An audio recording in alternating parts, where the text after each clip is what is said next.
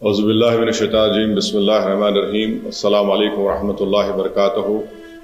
میں اوکھلا اور مصطفیٰ آباد کی ودھان سبھا کی عوام کا بہت شکریہ ادا کرتا ہوں کہ آپ تمام نے مل کر شفاء الرحمان کے لیے اور طاہر حسین صاحب کے لیے آپ نے اپنے ووٹ کا استعمال کیا۔ میں آپ کا بہت شکر گزار ہوں کہ آپ نے بڑی محنتیں کی۔ میں تمام مجلس کے اراکین کا، جناب شفاء الرحمان کے ساتھیوں کا، ان کے فیملی کا، طاہر صاحب کے فیملی کا، اور خاص طور سے شفاء الرحمان اور طاہر صاحب کے شریک حیات کا اور طاہر صاحب کے 20 سالہ نوجوان فرزند کا، ان کا بھی بہت شکریہ ادا کرتا ہوں کہ انہوں نے بڑی محنت کی، جستجو کی۔ میں شکر گزار ہوں امتیاز جلیل صاحب کا، جو وہاں کے سینٹرل آبزرور تھے ان دونوں اسمبلی کانسٹیٹوئنسیز کے، شعیب جامعی صاحب کا۔ نتیجہ جو ہم چاہ رہے تھے نہیں آیا ہے، مگر مجھے یقین ہے کہ ہم تمام کے حوصلے بلند ہیں اور بلند رہیں گے، اور انشاءاللہ تعالی ہم اپنی اس لڑائی کو جاری رکھیں گے۔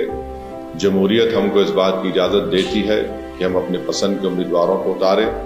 ہماری کوشش شروع سے یہی تھی اور یہی رہے گی کہ ہم اپنی ایک آزاد سیاسی قیادت کو بنائیں گے تاکہ وہ وہاں کی ریاست کے اسمبلی میں جا کر عوام کے بے باک مسائل کو اٹھا سکیں بے باکی سے۔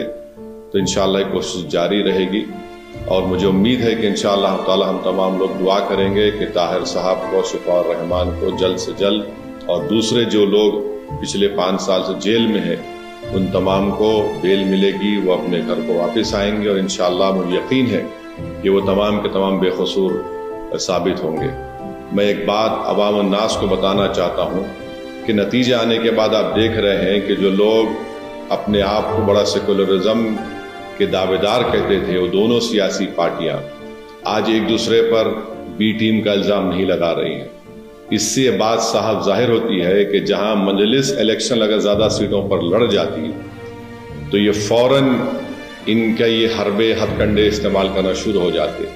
اب جب دونوں لڑ کر ہار گئے بی جے پی کے خلاف، تو ان میں بڑے ہی مہذب طریقے سے ادب کے دائرے میں رہ کر ایک دوسرے کو تنقید کر رہے ہیں۔ تو یہ لوگ بے نقاب ہو رہے ہیں کہ کیسے مجلس جب آپ کی قیادت کو، آپ کی ایک آواز کو اٹھانے کی بات کرتی ہے، حصے داری کی بات کرتی ہے، تو ان سب کے پیٹ میں درد شروع ہو جاتا ہے۔ بہرحال ہم اپنی کوششوں کو جاری رکھیں گے۔